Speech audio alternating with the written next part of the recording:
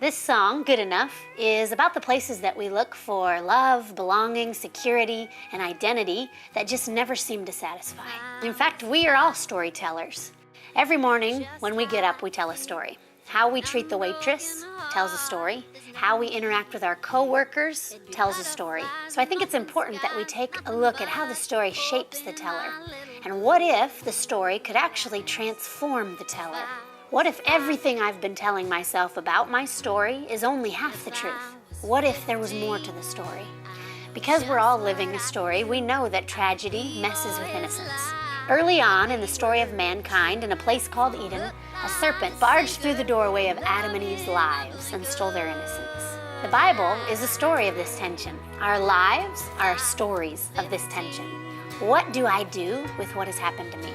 There comes a point in each of our lives when the snake slithers in, messes with our lives, and we realize, hey, I'm not in Eden anymore.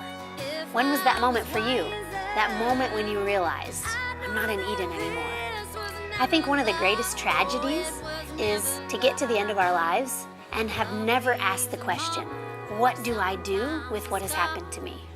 Because if we don't practice telling our story, it becomes like a giant boulder sitting on top of us. And it comes out in the forms of depression, anxiety, confusion, and despair. But when we learn how to tell our story and begin to own them, we are no longer a victim.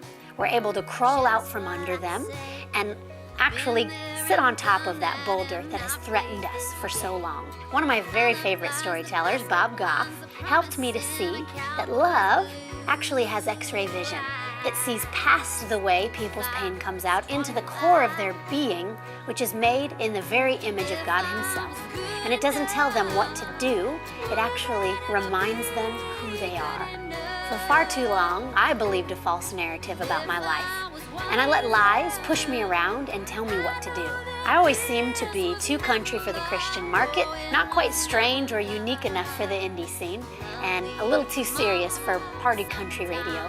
I believed the lies of permission and position, that I needed the permission of a record label or the position of thousands of adoring fans to say something worth saying. But as I remember who I am as a daughter of God Almighty, in whom there is no fear or condemnation, I choose to put down my story of half-truths in order to pick up a bigger story, one filled with truth and courage and vulnerability. All of this in hopes that you would do the same. There is a story that flows from the garden throughout history and back to God Himself.